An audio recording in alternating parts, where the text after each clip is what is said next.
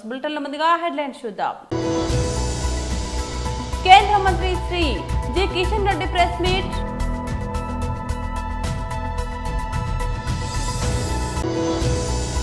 YS Jagan Praja Sankalpam పాదయాత్రకి నేటితో 8 ఏళ్లు. Party కేంద్ర కార్యాలయంలో కేక్ కటింగ్. టీడీపీ రాష్ట్ర ఉపాధ్యక్షులు మాలపాటి సుబ్బారాయుడు కుటుంబ సభ్యులను పరామర్శించిన మంత్రి నారా లోకేష్. పాకిస్తాన్ కు వ్యతిరేకంగా పీఓకేలో జంజీ నిరసనలు. విద్యార్థుల ఆందోళనతో ఉద్రిక్తత. కేంద్ర మంత్రి Shri G Kishan Reddy press meet నిర్వహించారు. హైదరాబాద్ ప్రెస్ క్లబ్ సంబంధించినటువంటి కొత్తగా ఎన్నికైనటువంటి కమిటీ సభ్యులందరికీ నా తరఫున, భారతీయ జనతా పార్టీ తరఫున హృదయపూర్వకమైనటువంటి శుభాకాంక్షలు తెలియజేస్తా ఉన్నాను. మిత్రులు విజయకుమార్ రెడ్డి గారు, ప్రెస్ క్లబ్ అధ్యక్షులు, రమేష్ గారు సెక్రటరీ, సీనియర్ జర్నలిస్టు మిత్రులు రాహుల్ గారు, కమిటీ నూతనంగా ఎన్నికైన తర్వాత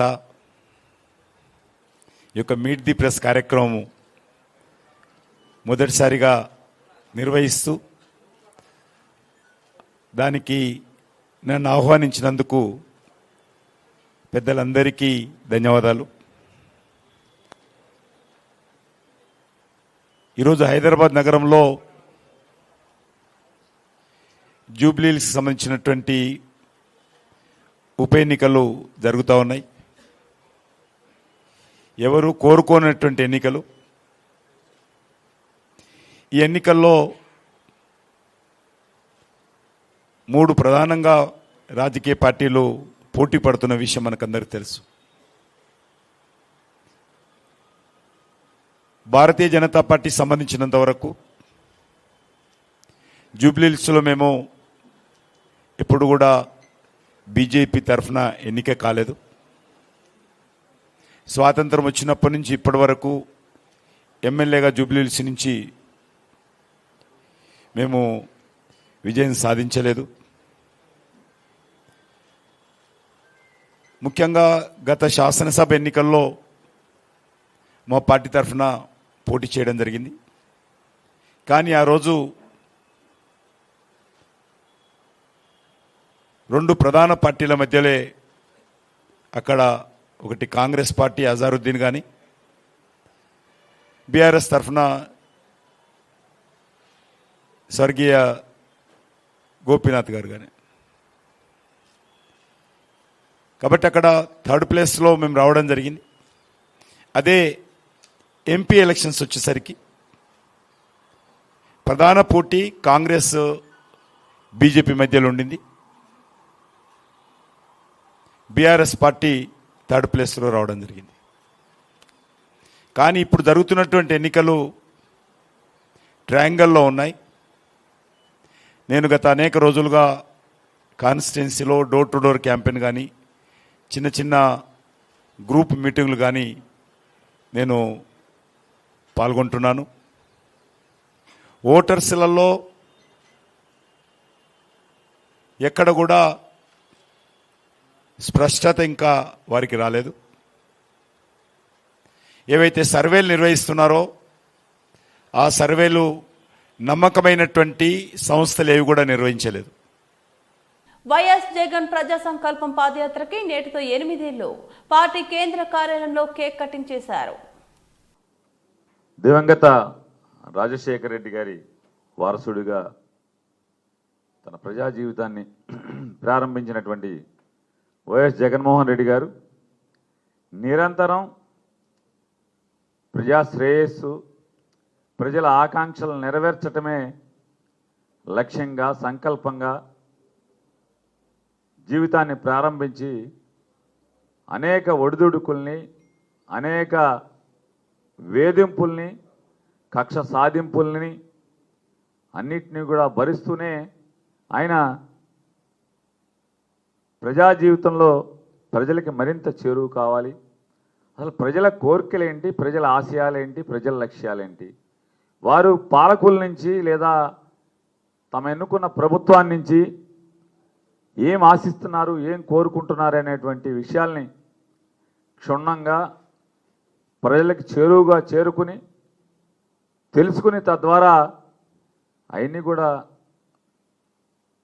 ప్రజలిచ్చిన అధికారం ద్వారా నెరవేర్చాలనేటువంటి గొప్ప సంకల్పంతో 8 సంవత్సరాల క్రితం ప్రజా సంకల్ప యాత్ర అని చెప్పని ఒక లక్ష్యంతో, ఒక సంకల్పంతో ఇదే రోజున ప్రారంభించి ఇప్పటికి 8 సంవత్సరాలు పూర్తవుతున్న సందర్భంగా దాన్ని ఒక అంత గొప్ప లక్ష్యంతో, సంకల్పంతో దాన్ని ప్రారంభించి 3648 కిలోమీటర్లు తన అడుగుల్ని అడుగు వేసుకుంటూ ప్రయాణం చేసి 2516 గ్రామాల ద్వారా ప్రజల్ని పలకరిస్తూ ప్రజల యొక్క ఆలోచనల్ని, ప్రజల యొక్క మనసుని గుర్తెరిగి లేదా తెలుసుకుంటూ ముందుకు సాగుతూ 134 అసెంబ్లీ నియోజకవర్గాల ద్వారా తన ఈ ప్రజా సంకల్పాన్ని, యాత్రని,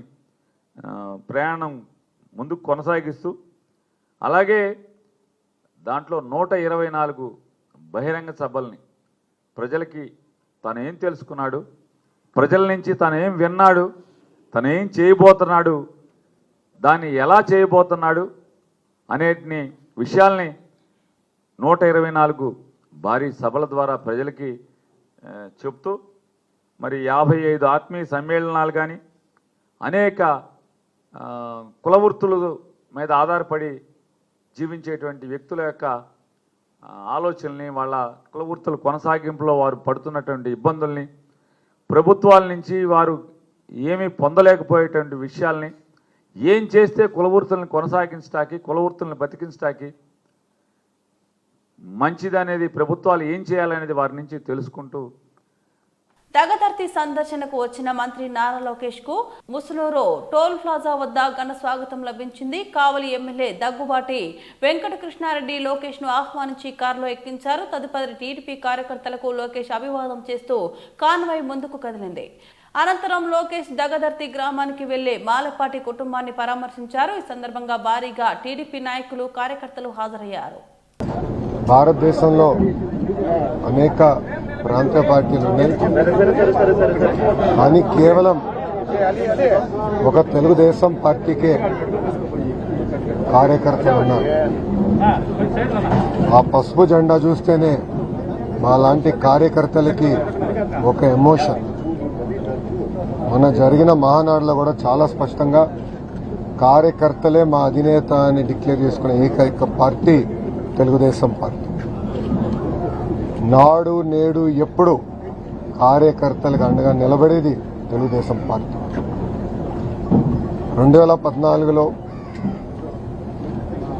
ఆనాటి మహానాడులో కార్యకర్తలకు ప్రత్యేకంగా సంక్షేమ నిధి ఏర్పాటు చేద్దామని ప్రతిపాదించినప్పుడు ఇక్కడున్న పెద్దలతో, సోమిరెడ్డి చంద్రమోహన్ రెడ్డి గారితో సహా చంద్రబాబు నాయుడు గారు ఆనాడు ఒక నిధే కాదు, ఒక విభాగం ఏర్పాటు చేయండి, కార్యకర్తల్ని మీరు ఆదుకోవాల్సిన బాధ్యత మీరు తీసుకోండి అని నాకు చెప్తాం జరిగింది. ఇప్పటికీ కార్యకర్తల సంక్షేమం కోసం 135 కోట్ల రూపాయలు ఒక తెలుగుదేశం పార్టీ ఖర్చు పెట్టింది. అంతేకాకుండా గతంలో ఫ్యాక్షన్ దాడిలో ఆనాటి పాలకులు మా కార్యకర్తలను చంపేస్తే వాళ్ళ పిల్లలు మళ్ళీ ఫ్యాక్షన్లోకి వెళ్ళకూడదని హైదరాబాద్లో ఒక మోడల్ స్కూల్ ఏర్పాటు చేసి ఆ పిల్లలకి కార్పొరేట్ స్థాయి పాఠాలు చెప్పించి ప్రయోజకులుగా కూడా మార్చడం జరిగింది. నా యువగలం పాదయాత్రలో కూడా నేను కల్లారా చూసా. ఆనాడు ప్రభాకరన్ని వాళ్ళ పిల్లల ముందల్ని నరికి చంపేస్తే ఆ పిల్లలందరినీ పార్టీ చదివించి ఈరోజు వాళ్ళు సెటిల్ అయ్యారు. ఒకరు డెలాయిట్లో, ఒకరు ఎక్సెంచర్లో, ఇట్లా అనేక అద్భుతమైన కంపెనీలో వాళ్ళు పనిచేసే పరిస్థితికి వచ్చారు. ఈరోజు మీ అందరు తెలుసు, సుబ్బానాయుడు అన్న మన దగ్గర లేరు, మనందరం కోల్పోయాం. ఒక క్రమశిక్షణ పట్టుదలకి మారు పేరు సుబ్బానాయుడు అన్న. నేను ప్రత్యక్ష రాజకీయాల్లోకి 2013లో వచ్చాను. పెద్దలతో నేను ఎప్పుడు చర్చించిన మాట సుబ్బానాయుడు గారితో దగ్గరగా ఉండేవాళ్ళం, నవ్వుతూ మాట్లాడుకునేవాళ్ళం, ఇద్దరికి ఆవేశం కనుక ఇద్దరు రూమ్లో కూర్చొని తిట్టుకునేవాళ్ళం. కానీ ఎప్పుడు జై తెలుగుదేశం అనే ఒకే ఒక పదంతో ముందరికి కాదు. పాకిస్తాన్ ఆక్రమిత కాశ్మీర్ పీఓకేలో పరిస్థితులు మరోసారి ఉద్రిక్తంగా మారాయి. గత నెలలో పన్నులు సబ్సిడీల కోసం జరిగిన హింసాత్మక ఆందోళనలు సద్దుమణగక ముందే ఇప్పుడు విద్యార్థులు రోడ్డెక్కారు. విద్యా సంస్కరణలు, అధిక ఫీజులకు వ్యతిరేకంగా జెన్జీ యువతరం ప్రారంభించిన ఈ నిరసనలో హింసాత్మకంగా మారడంతో స్థానికంగా తీవ్ర గందరగోళం నెలకొంది. యూసఫరాబాద్లోని విశ్వవిద్యాలయంలో ఈ నిరసనలు ప్రారంభమయ్యాయి. సెమిస్టర్ ఫీజుల పేరుతో ప్రతి 3-4 నెలలకు లక్షల రూపాయలు వసూలు చేస్తున్నారని యూనివర్సిటీ విద్యార్థులు ఆరోపిస్తున్నారు. మరోవైపు ఇంటర్మీడియట్ విద్యార్థులు కూడా ఈ ఆందోళనలో పాల్గొన్నారు. కొత్తగా ప్రవేశపెట్టిన డిజిటల్ అసైన్మెంట్ సిస్టమ్ ఈ మార్కింగ్ వల్లే అక్టోబర్ 30న విడుదలైన మొదటి సంవత్సరం ఫలితాల్లో తమకు ఊహించని దానికంటే తక్కువ మార్కులు వచ్చాయని వారు మండిపడుతున్నారు. కొందరైతే పరీక్షలకు హాజరు కాని విద్యార్థులు కూడా పాస్ అయ్యారని ఆరోపించడం గమనార్హం. శాంతియుతంగా జరుగుతున్న ఈ నిరసనలు ఇటీవల హింసాత్మకంగా మారాయి. ఆందోళన చేస్తున్న విద్యార్థులపై గుర్తు తెలియని వ్యక్తి కాల్పులు జరపడంతో పరిస్థితి అదుపు తప్పింది. ఆగ్రహించిన విద్యార్థుల టైర్లకు నిప్పు పెట్టి విధ్వంసానికి పాల్పడ్డారు. పాకిస్తాన్ ప్రధాని షెహబాజ్ షరీఫ్ ప్రభుత్వానికి వ్యతిరేకంగా పెద్ద ఎత్తున నినాదాలు చేశారు. మహబూబ్ నగర్ నగర అభివృద్ధికి సమగ్ర దృష్టి, భవిష్యత్ ప్రణాళిక, ప్రజల సమస్యలపై సంపూర్ణ అవగాహన కలిగిన నాయకుడు మన ఎమ్మెల్యే శ్రీ ఎన్ఎం శ్రీనివాసరెడ్డి అని జిల్లా కాంగ్రెస్ పార్టీ నాయకులు పేర్కొన్నారు. మహబూబ్ నగర్ నగరానికి శాశ్వత పరిష్కారం చూపేందుకు అండర్ గ్రౌండ్ డ్రైనేజీ మరియు తాగునీటి ప్రాజెక్టులు 824 కోట్ల రూపాయలు మంజూరు చేయించడంలో ముఖ్య పాత్ర పోషించినందుకు, అలాగే నిధులను మంజూరు చేసిన రాష్ట్ర ముఖ్యమంత్రి శ్రీ రేవంత్ రెడ్డి గారికి కృతజ్ఞతలు తెలిపేందుకు జిల్లా కాంగ్రెస్ ప్రధాన కార్యదర్శి సిరాజ్ ఖాద్రి ఆధ్వర్యంలో మహబూబ్ నగర్ లోని ఎమ్మెల్యే క్యాంపు కార్యాలయం నుంచి శ్రీనివాస కాలనీ, అక్కడి నుంచి గడియారం చౌరస్తా వరకు భారీ బైక్ ర్యాలీ నిర్వహించారు. అంతకుముందు అంబేద్కర్ చౌరస్తాలో రాజ్యాంగ నిర్మాత డాక్టర్ బాబాసాహెబ్ అంబేద్కర్ విగ్రహానికి నాయకులు పూలమాల వేసి ఘనంగా నివాళులర్పించారు. కాంగ్రెస్ పార్టీ రేవంత్ రెడ్డి గారి ఆధ్వర్యంలో, అదేవిధంగా ఎన్ఎం శ్రీనివాసరెడ్డి నాయకత్వంలో మహబూబ్ నగర్ పట్టణము, మహబూబ్ నగర్ కార్పొరేషను బ్రహ్మాండంగా అభివృద్ధి చెందుతూ ఉంది. ఎన్నడూ లేని విధంగా కాంగ్రెస్ పార్టీ ఎన్నికైన తర్వాత ఎన్ఎం శ్రీనివాసరెడ్డి గారి ఆధ్వర్యంలో మహబూబ్ నగర్ను కార్పొరేషన్ చేసినాము. అదేవిధంగా 60 వార్డులు కూడా చేసుకున్నాము. దాని ఫలంగానే అభివృద్ధి చేయాలి అని చెప్పి ఒక మంచి ఉద్దేశంతో 600 కోట్లతోటి ఇక్కడ అండర్ గ్రౌండ్ డ్రైనేజ్ సిస్టమ్ను ఇక్కడ ఓపెన్ చేయాలని చెప్పేసి ప్రభుత్వం శాంక్షన్ చేసింది. అదేవిధంగా 220 కోట్ల రూపాయలు ఏదైతే వాటర్ సప్లై ఉందో దాన్ని అప్గ్రేడ్ చేయడానికి కొరకు మహబూబ్ నగర్ కార్పొరేషన్లో నీరు ఇబ్బంది ఉంది. నాసి రకమైన పైపులు వేసిండ్రు, అవి పలిగిపోతూ ఉన్నాయి. మహబూబ్ నగర్ ప్రజలకు 4-5 రోజులకు ఒకసారి నీళ్లు వస్తూ ఉన్నాయి. అవి నాసి రకం ఉన్నందు కొరకు పైపులు పగిలిపోతున్నాయి. కాబట్టి ఇక్కడ ట్యాంకులు కట్టి మంచి పైపులు వేసి మహబూబ్ నగర్ కార్పొరేషన్ ప్రజలకు నీళ్లు అందించాలనే ఉద్దేశంతో మొత్తము 820 కోట్ల రూపాయలను శాంక్షన్ చేయించిన ఘనత మన ఎన్ఎం శ్రీనివాసరెడ్డి గారిది, అదేవిధంగా రేవంత్ రెడ్డి గారి ఆశీర్వాదంతో. కాబట్టి మహబూబ్ నగర్ పట్టణ ప్రజలు కూడా ఒకసారి ఆలోచన చేయాలి. ఇంతకుముందు అభివృద్ధి అన్నారు, ఏం అభివృద్ధి చేసిండ్రు? ఓన్లీ కూడలిలు అభివృద్ధి చేసిండ్రు. ఇక్కడ చూస్తూ ఉన్నాం కదా వెనక, ఈ దానికి 1,20,00,000 పెట్టి అభివృద్ధి చేసినామంటాడు. దీనికి 1,20,00,000 అయినాయంట. అంటే అవినీతి ఎంత జరిగింది అనేది కూడా మనం కళ్ళతో చూస్తే తెలుస్తుంది. అంటే మహబూబ్ నగర్లో 8-9 కూడళ్లకు 10 కోట్ల దాకా ఇక్కడ ఖర్చు చేసి దానిలో 5 కోట్లు అవినీతి జరిగిందని చెప్పేసి మేము అప్పట్లోనే ఆరోపణలు చేసినాం. కానీ ఇప్పుడు ఎన్ఎం శ్రీనివాసరెడ్డి గారి ఆధ్వర్యంలో ప్రతి వాడ చూడండి, ప్రతి స్ట్రీట్ చూడండి, సిమెంట్ రోడ్లతోటి మెరుస్తూ ఉన్నాయి. రాబోయే కాలంలో కూడా 820 కోట్లతోటి మహబూబ్ నగర్ పట్టణాన్ని పెద్ద ఎత్తున మేము అభివృద్ధి చేసుకోబోతా ఉన్నాము. అదే పనులో అదేవిధంగా రేవంత్ రెడ్డి గారికి, ఎన్ఎం శ్రీనివాసరెడ్డికి మహబూబ్ నగర్ పట్టణ తరఫున, అదేవిధంగా కాంగ్రెస్ పార్టీ నాయకుల తరఫున మేము కృతజ్ఞతలు తెలియజేస్తా ఉన్నాం. వరంగల్ హంటర్ రోడ్ లో వరద సమస్యకు శాశ్వత పరిష్కారం కోరుతూ బాధితులు ధర్నా నిర్వహించారు. గత 12 సంవత్సరాలుగా తేలికపాటి వర్షానికే ఈ ప్రాంతం నీట మునిగి ఆస్తి ప్రాణ నష్టం జరుగుతుందని బాధితులు ఆవేదన వ్యక్తం చేశారు. ప్రజాప్రతినిధులు, అధికారులు పలువురు విన్నవించిన చర్యలు తీసుకోలేదని హంటర్ రోడ్ వరద బాధితులు సమైక్య నాయకులు శ్రీనివాస రమేష్ తెలిపారు. సమస్యకు శాశ్వత పరిష్కారం తీసుకోవాలని వారు ప్రభుత్వాన్ని కోరారు.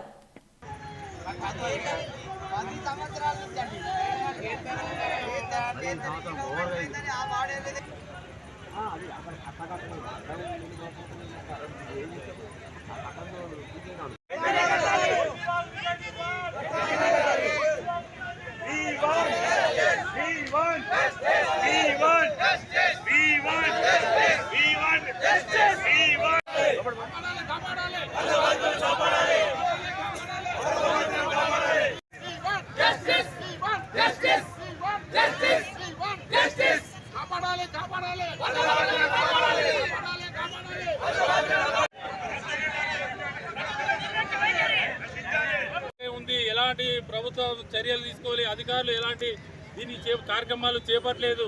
ప్రతి సంవత్సరం రోజు రోజుకు సంవత్సరం వర్షపాతం అధిక సంఖ్యలో అధికమవుతుంది. మొత్తం వరంగల్ ఉన్న చుట్టుపక్కల ఉన్న నీళ్ళంతా మా కాలనీలు జలమయమై అనేక ఇబ్బందులు పడుతున్నాం. ప్రజలందరూ కాలనీలలో 2 రోజులు నీళ్ళనే ఉండాల్సి వస్తుంది.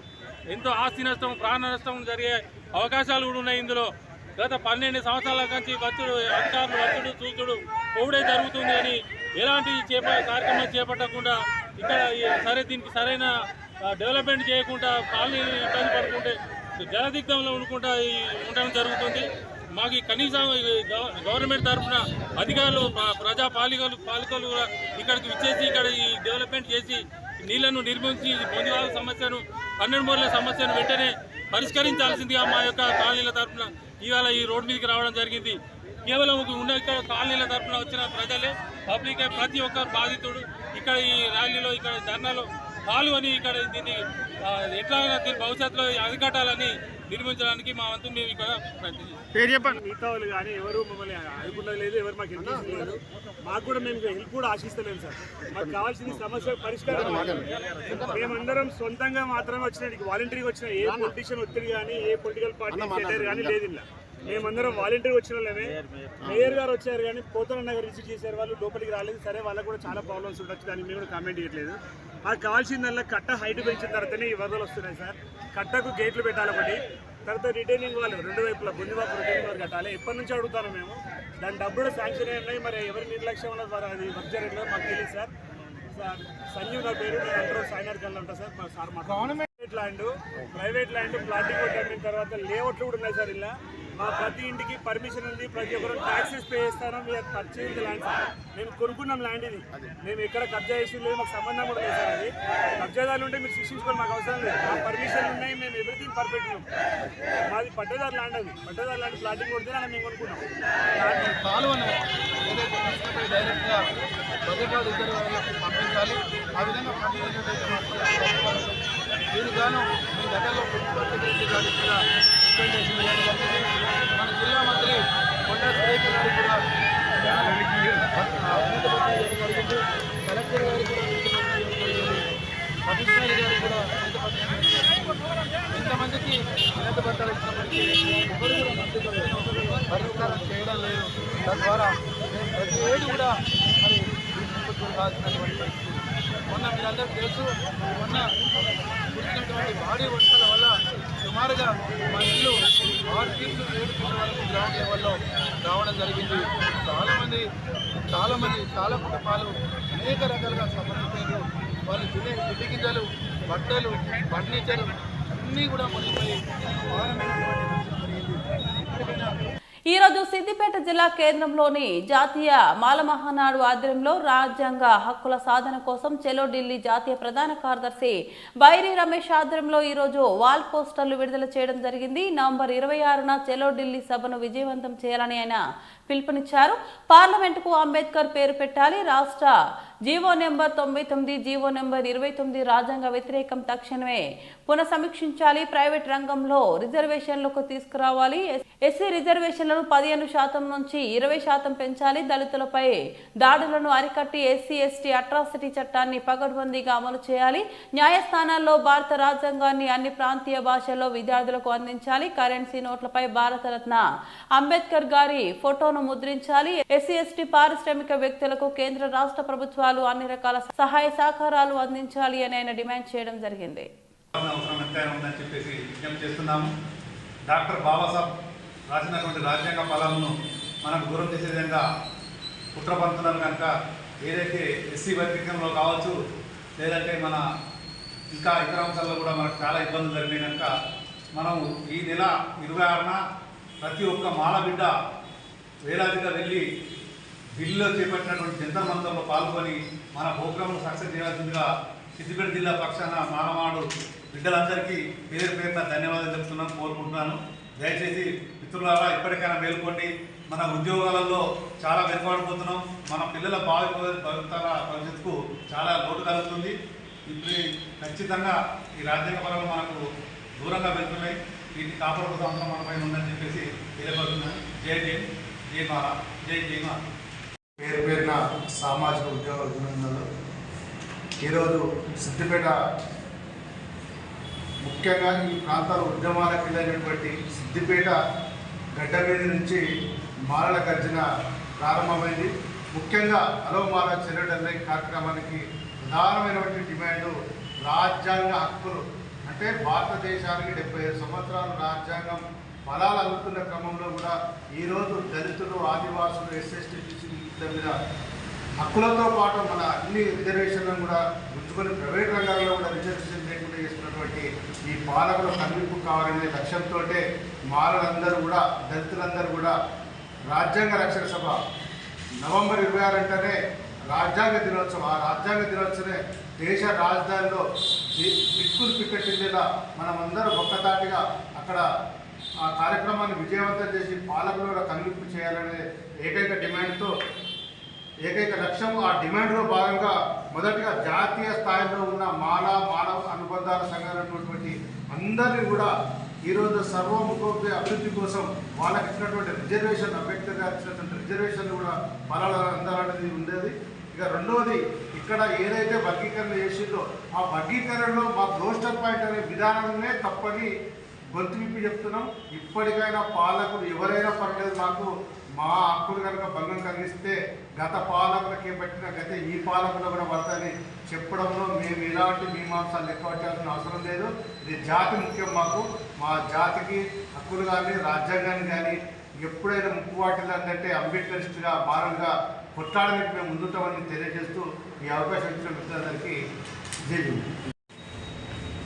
ఈ నెల 26న రాజ్యాంగ హక్కుల కోసం చలో ఢిల్లీ మాలమానుడు ఆధ్వర్యంలో బయలుదేరడం జరిగింది. ఏదైతే సుప్రీంకోర్టు ఇచ్చిన ఎస్సీ వర్గీకరణ మీద కావచ్చు, దాన్ని చట్టబద్ధత లేదని, మరి ఏదైతే రోస్టర్ విధానం ఉందో రోస్టర్ విధానం ద్వారా మాలలకు చాలా అన్యాయం జరుగుతుంది.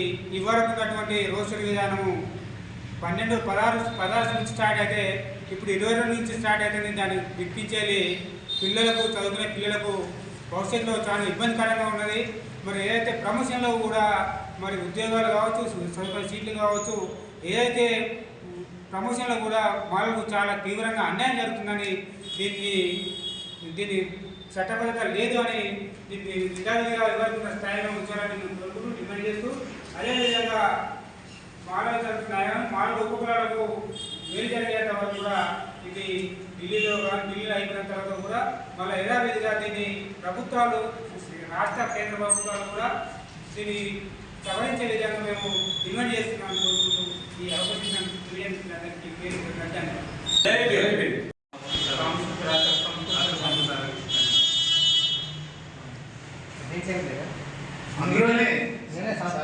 బులెటిన్ ముగించే ముందు మరోసారి హెడ్లైన్ చూద్దాం. కేంద్ర మంత్రి Shri G Kishan Reddy press meet.